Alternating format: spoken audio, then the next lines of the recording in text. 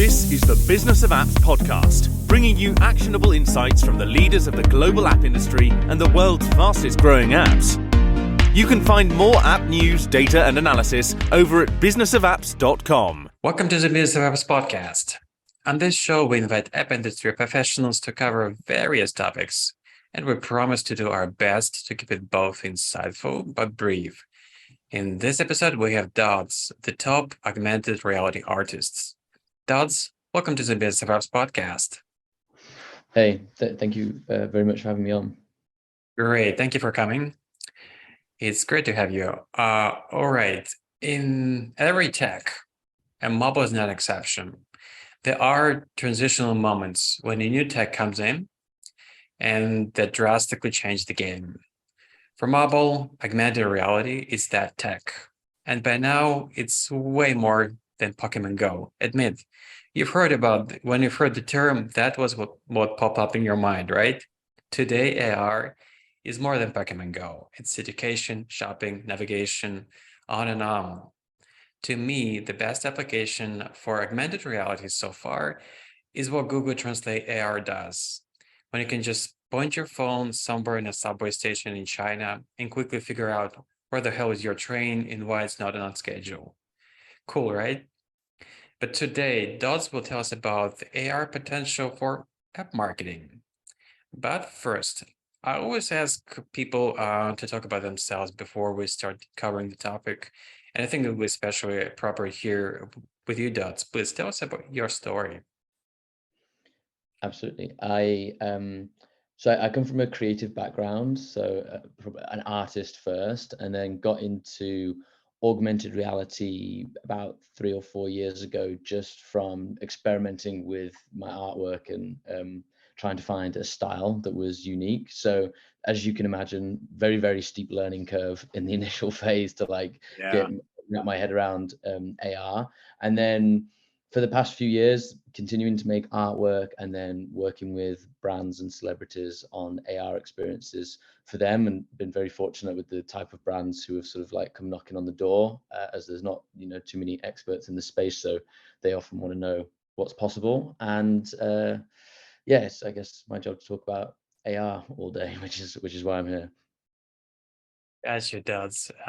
It's a bit of a reminds me of what Steve Jobs used to say, that Apple is in the intersection of art and tech, and AR that's another intersection of art and technology, like literally, right? Yeah, absolutely. And that's where seeing AR and like the fact that you could hold your phone up to something and then that something could change, and like how that could be applied to art, just like blew my mind. And obviously, as I say, creatively, Mhm. that's what I was pursuing, but just from being a nerd, like I just thought that was sci-fi, like that was just crazy. I hadn't seen anything like that before. And in terms of being an artist, having a style that's unique, one way to sort of guarantee that is to use tools that haven't been available for the past 100 years. So nobody else has really got the chance to dabble with that yet. So as soon as I started adding the AR to my artwork, then very quickly the reaction was very strong. Like people haven't seen that type of art before. That's cool. How would you define augmented reality for yourself? I mean, in some cases you have to talk about Pokemon Go, which I think anybody who's from the AR world will sort of like roll their eyes at, but it's a good case study that everyone's heard of. But I like to describe it as, try to simplify it down as easily as possible for people to digest. It's the ability to add a digital layer over your physical environments in real time. That's, I guess, like the top line sentence, but I mean, you can dive a lot deeper into the camera can understand what it's looking at in this scene that you've created, and then you can, with that information, direct it to do any countless number of things, from putting IKEA furniture or Pokemons into your environment to whole artworks and virtual try-on and everything else that can come with it. So in its simplest form, it's a digital layer over a physical environment. Yeah, it's actually a very, that's description of what augmented reality is. and how is the layer on top what our senses are giving us actually brings me to this point that, to be honest, our brain is just sitting there inside of your skull and looking around through the senses. So you're kind of giving the one more dimension to that reality that has been built by your senses for your brain. And it's just amazing what we're capable of doing it right now. So I guess we're pretty lucky in this respect. Yeah, and it's really in its infancy. Like the fact that we can do everything that I'm sure we're going to describe in a minute, like on a Yep. small, portable computer, is just crazy. And like 5 years ago, you wouldn't have been able to do it. So I imagine in 5 years' time, what you'll be able to do will be, pretty impressive. I get quite excited when I start getting into sort of what's possible. Yeah, absolutely. So, what is the cutting edge of AR in digital advertising today? And if you can give me one or two examples, that would be great for people to wrap their heads around this concept, how it works. I mean, from a marketing point of view, what there's quite a lot, I guess, that we could like dive into, but let's say from a conversion point of view, engaging, if your marketing campaign has an AR element to it, if you, the user, are engaging with that AR experience, you retain 70% of what you learn from AR compared to 10% of what you read. And that's because if you think about it, it does make sense, because you're not just observing it, you're actively involved, you're using your hands, you're using different parts of your brain, you're engaging with this. So it has there's obviously different parts of your brain firing off that will help you remember that. And then there's lots of research that shows that then impacts future decision making. So from a marketing point of view, it's an amazing tool that is being explored, and I assume continue to be explored further by more and more brands, because I guess from a results point of view, which is what everybody cares about, that it's obviously an exciting field. But then from a creative point of view, from marketing, then there's a whole new avenue to explore. It's not just making photos or video content for, say, social media or billboards or television or whatever. There's now this AR, augmented reality. Like, what can you do with that? What would a Super Bowl ad look like if it was an augmented reality experience, that you could put in your home in front of you? What would a billboard in Times Square look like that you could hold your phone up to, and something could take over Times Square? Like, there's so many, what does a bus stop look like? There's so many like different routes that it could take from a creative point of view. It's very exciting as well. Yeah, exactly. I mean, if you've been following what the analytics of digital advertising have been telling you for the last several years, we see this kind of a banner of blindness. People are not reacting as they used to advertising pretty much everywhere in the standard form. If graphics or even video is slowing down, like, it's just a matter of situation.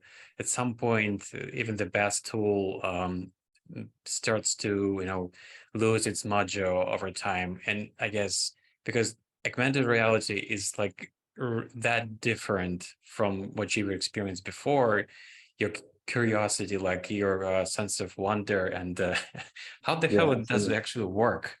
Like, it makes your interaction more engaging, and you do remember. It's just like you're saying, way better your experience with that AR advertising, and of course your memory of the brand and its product, right? Yeah, absolutely. And we talked to a lot of marketing agencies. One of the stats that they love going back to their client with is dwell time. Like you just mentioned there about social media, it's about less than a second. I think the average time, on content these days, the average dwell time on Meta effects, Facebook and Instagram, is 75 seconds. So in social media, that is literally like light years. That's it's a lifetime to hold somebody's attention on infinity. there. So the stats sort of speak for themselves. But in terms of what's cutting edge, what's available, the tech platforms, the social media platforms are pioneering. Some are better than others at doing different things, but the capabilities that those, Snapchat, Meta and TikTok have are the most advanced, really, and like what the capabilities on there are pretty impressive. All right, now let's apply augmented reality to mobile apps specifically. So how does AR may work or actually works for mobile app marketing? Can you think of any examples, like probably any specific brand, something recognizable on the top of your head? Absolutely. I think if you're building an AR experience within an app, there are, I mean, there's amazing benefits, really. The fact that you would have more control over the camera permissions, so you would be able to do specifically whatever you're doing within AR, you'd be able to control it more, and you'd be able to have bigger file sizes, which is, you know, quite important. And you'd also be able to, you know, control the lighting and the shading, and really if you have the budget to invest in it, the AR experiences would be better than those on social. But in terms of examples, there's I mean, I feel like I'm going to sound like a broken record by just saying there's so much, but I went through the apps on my phone just before this call, just to like note down, like, oh, this could be this, or this could be used in AR in this capacity. So I'll just rattle off my little list if that's okay. We got fitness. So from an AR point of view, you'd be able to use body tracking techniques in exercises. So I could put the camera in front of me and they could teach me how to stretch properly so I'm not getting injured. And if you're then marketing, you could use virtual try-on for me to try on products, not just fitness, but fashion in general, you know, and then purchase those items. We got FaceTime. Even this conversation we're having now, looking at each other through a screen, like we could have had a pair of AR glasses on where you could have been sat next to me right here, or we could be sat in the lounge of the people listening, or on the train sat next to the people listening as they're consuming their content. So even thinking about how content's consumed, I think it's really exciting for apps of the future. You mentioned navigation earlier, both even in cars, how we've got a little screen at the moment when we use asset navs, but that won't always be the case. That will probably be on the screen in the future, and you'll be able to, it will highlight which road you're supposed to like turn off, because it'll be able to understand what's going on. And then games is a sort of an obvious one that probably should have started with, because VR obviously goes into gaming quite a lot, but even being able to I play this pool game where it's a snooker, it's pool, but I'd be able to have like a full snooker table on this desk in front of me right here, and you know, the much more interesting experience than playing on my little tiny device. So in terms of apps, they're just like the first 5 or 6 that I just looked at on my phone in, you know, for 30 seconds. But without sounding like a broken record, it's like, where do you want to start, really? There's so many possibilities. Yeah, I totally hear you. It's not a broken record. It's just you said you brought up the navigation again. It reminds me of my recent experience when I decided to give it a try for Apple Maps, augmented reality, laying over the navigational cues for you when you're walking through the street. You can see where the hell you should actually turn when you have 5, 6 turns on the square, when previously it wasn't possible to actually give you the specific direction where you should go. Now you can do that. You just hover your phone over the buildings around you for a few seconds, so the app actually pick up the kind of a layer of your environment and start giving you specific cues, specific piece of information about the companies, offices, shops, anything around you, with just labels and the direction where you're going. That's amazing. And of course, things like, you know, good old Measure app on iOS, which actually pretty accurate if you're using the iPhone Pro or iPad Pro. I guess you're still off a few millimeters here and there, but you get a good like a good measure, like in a situation when the measure tape is out of reach and you have your on the phone, you can measure anything, which is just spectacularly amazing for me. Yeah, so using it as a tool is really exciting as well. And to go back to your point about navigation, I think it might be Heathrow in London has an app that has AR in it as well, so you can get to your gate, which obviously if you're in a rush and you know how it's difficult to always find your gate, or I think Walmarts in America have this type of thing as well to help you find. Their stores are obviously so huge. So it's even on a smaller scale, not just sat navs, that navigation will become really useful. And then from your point about using AR as a tool, I guess it kind of this combines a point more about like e-commerce, but you could have whole apps that are designed for using tool. Hardware is a great example. So I'm thinking, I had a brief for a client a while ago that was a fencing company, and they wanted to be able to put garden fences in people's homes so they could see the different patterns, and it was obviously to scale it, and the models look realistic, and they could change the colors of the fences. They sold paint as well, so they could change the color of the fences that were already there. And it's just like using, it's like this sort of stuff didn't exist like even a few years ago, but now even companies that you wouldn't necessarily associate with forward-thinking tech, like garden fences, are like using these tools to convert and sell more, really. Awesome. Now, I'm sure you've heard this question a lot, but still, what are your thoughts about AR versus VR, and what do you think about Meta, which, from what I can see, trying to kind of mix both in one device? The AR and VR questions, it's an interesting one. There's obviously use cases for virtual reality and gaming being like the main focus at the moment, and I think we've sort of proved that point, that the future of gaming will probably be VR. The latest device that Meta have released is the first enterprise device, really. It's trying to use more, or try to broaden, I guess, that audience. So it's not just gamers. The device that they made was more for like working, so you could have desktop, and it had mixed reality and mixed reality in the fact that it did have AR elements to it, but also virtual elements as well for the meetings and stuff. So I think there's use cases for virtual reality. I think there's more use cases for augmented reality. Even just some of the ones we've rattled off very quickly, I would say there's more than probably all of VR at the moment combined. And I just think the idea of combining your environment around you with a digital layer is more interesting than like taking you out of your reality altogether. So obviously as an AR artist, I would sit on to lean towards the augmented reality side. But the question of Meta as a whole is really interesting, and I know that people are wondering why they are basically pinning their whole business on the future of these headsets working, and them being the company, the headset that everybody owns.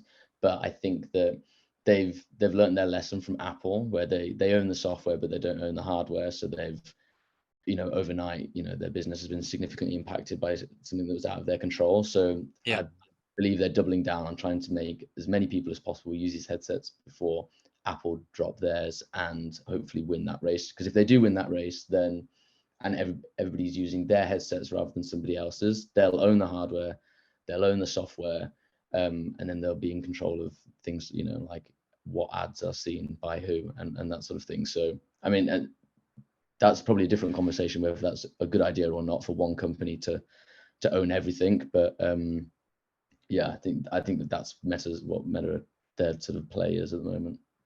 Yeah, I guess to bring up Apple again, I remember that quote that I guess Steve Jobs years ago quoted to Alan Kay: "If you're really serious about software, you should do your own hardware."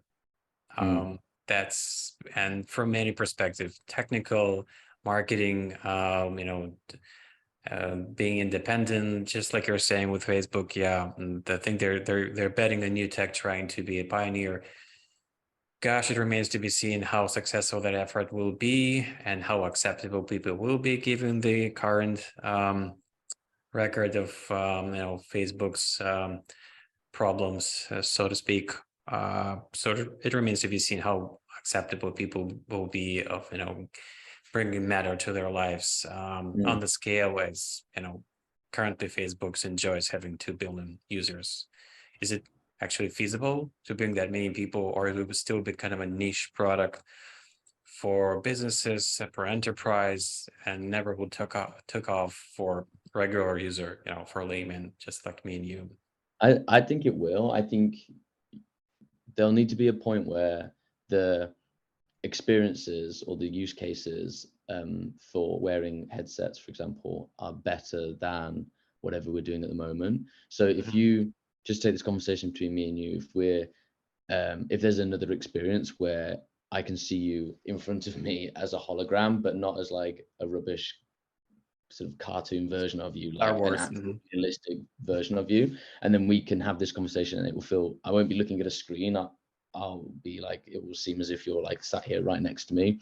Then that would be a better experience. And I don't think that Meta have already shared they're doing some they've shared some examples of these like highly realistic avatars that you create by just scanning your face with your phone. So it's not even like we're that far away really. So if you have these really good case studies, and then people go, oh yeah, we could do this on Zoom, or we could do it over, the headset, then more people will try that, and then there'll be like a slow adoption. But it's certainly not going to be an overnight thing, because I mean, people don't wear headsets at the moment, do they? But it might be a bit more normalized in sort of 5 years. Yeah, I guess so. It may in that time frame, people will be considering it like, part of what you can experience on a daily basis if you need to. If, just like you're saying, you will literally getting somebody next to you visually, psychologically, it will not be that different from actually having somebody next to you, except you can touch the person if you want to. Yeah. So yeah, I guess that would be really a good so again, augmentation of our experience of communication with other people, right? Yeah. And then from e-commerce point of view, like just as another case study, if I'm going to buy a top online, the website at the moment is like some pictures of some models that don't look like me, who aren't the same size as me. But if I could put on my headset and stand in the mirror, and I'll be wearing that top, and it will measure me and tell me exactly which size is best, or I can try it on with my boots and my jeans to see if it actually fits like I think it's gonna match my outfit, like I think it's gonna outfit. And then I buy it, and I don't need to return it because I know it is going to fit me, or I don't need to buy multiple sizes and send the others back, so there's no hassle there. That's a better experience than like 2D web at the moment. So when those things happen, which are already like happening sort of, but they already exist, but when they're better, then it will be like an everyday thing that people just use. Exactly. That's a great point, because right now, one of the things that make the difference between people buying some stuff virtually, so electronically, or actually going to the store, is that in the store, they can actually try out that thing in a booth. But if you can do the same experience for somebody sitting at home, like, Amazon will be delighted to have to have that capability. So people will, not only Amazon, but any retailer will not be worried about somebody will be, returning stuff because it doesn't fit. People can actually see themselves if it doesn't fit for them, being at home, and before clicking that purchase button, which is amazing. I know Amazon are absolutely working on that as well. I saw, sorry, I can't remember when, but I saw a patent that they'd filed for literally what we're describing right now. Although I haven't heard anything since I saw that patent, and I don't know what I was doing looking at patents of AR tech. But Amazon are definitely working on exactly what we're describing. Now, Dodds, is there anything about AR you would really like to change at this point? I think, there's a few things. It's changing so rapidly. So just to take Meta, for example, the software that they use, the free software that they have called Spark AR, has an update every week. So there's 52 updates a year. So it's constantly changing, even week by week. So I'm sure, but almost by the time this comes out, perhaps what I asked for might have already happened. But I see. You're waiting for the quote unquote mainstream adoption. You're waiting for the internet speeds to get quicker globally, so you can have bigger file sizes. Bigger file sizes will mean that you can have more realistic models or longer experiences, which will obviously lead to like new interesting case studies. But then if I could just change anything today, it would be to have the headsets already, and not to use. I don't think AR is at its full potential when you're using it on a phone, because although we're putting it in your environment around you, usually you're viewing it still through a tiny little screen, and it feels quite unnatural. But if you're just having a pair of glasses on, you know they're so light that you don't even realize you're wearing them, and then there's products or art or whatever it might be floating around, or even, you know, a Super Bowl ad or the halftime show going on in your room in front of you, and it looks like you're just looking at your room naturally rather than through this smaller, you know, square lens that we have. Then that is, I think that, yeah, if I could change that today, I'm sure that's what it's going to be like, you know, in the near future, but today would be nice. Fingers crossed on what's happening in the Apple's labs right now when they're tinkering with that tech, I think. Okay, we've tackled the first major topic on the table. There's a second part of the show where I get a chance to ask just a few quick questions to every guest. And here they are. What smartphone do you have now? Have you been switching between iOS, Android, or just staying one lane all the time? I have an iPhone 13, and I have always had an iPhone. I think you know, as long as I can remember. Which I was probably, it's obvious as yeah, like without really thinking about it, I've just always gone and got the phone. But I enjoy how everything just links up. So I have the AirPods, I have the Apple Watch, I have the laptop, and it all, you know, sings together quite nicely. But to talk about AR, Apple's glasses that you just mentioned there, what they're working on, I feel like I'll have the complete set once I have that headset. So not only will I be able to see this amazing stuff, I might be able to have more processing power, maybe because my phone is connected, you know, maybe it's all run through there and projected through the glasses, which means the glasses are lighter.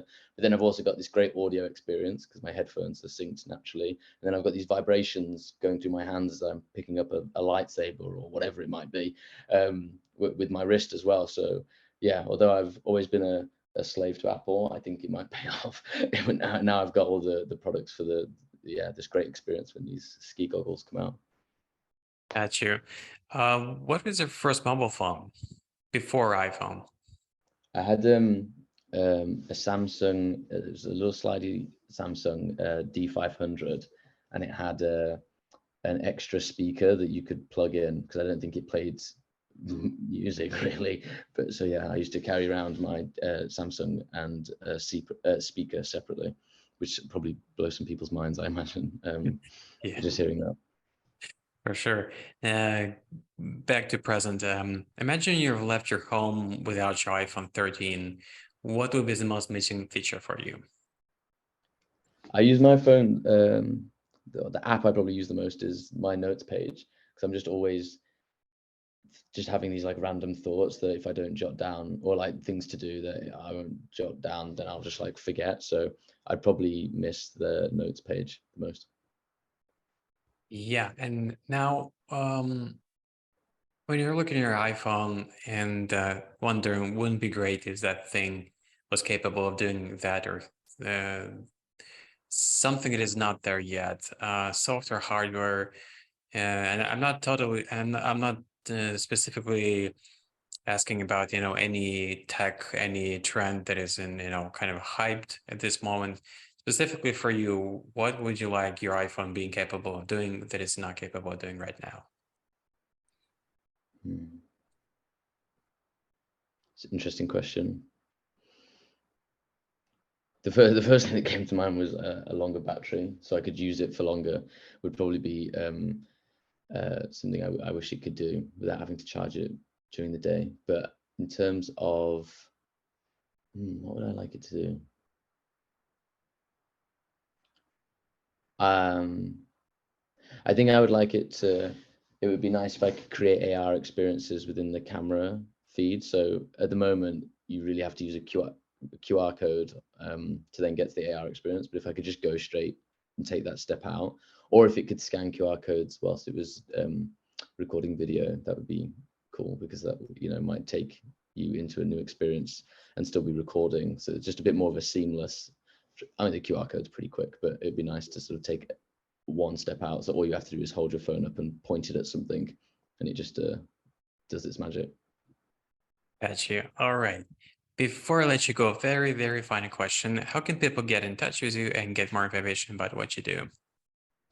Well, on all social medias, Dodds, which is DODDZ. I've seen some unusual different versions. It's easy to look you up. Yeah. Of Dodds. Yeah, that's probably the best way. My DMs are open. Happy to answer any questions that people might have. Terrific, Dodds. Thank you so much for coming and spending this 30 minutes with us. Thank you so much. No worries. Thank you. Bye-bye. And that was Dodds, top augmented reality artist.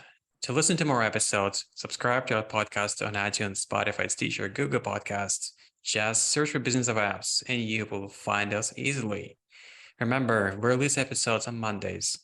So subscribe and you'll be able to get new episodes on your smartphone, tablet, or computer as soon as we release them. And please don't forget to leave us a review or comment on iTunes. It is highly appreciated.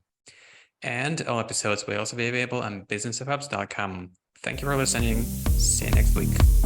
Thank you for listening to the Business of Apps podcast. For more, head on over to businessofapps.com.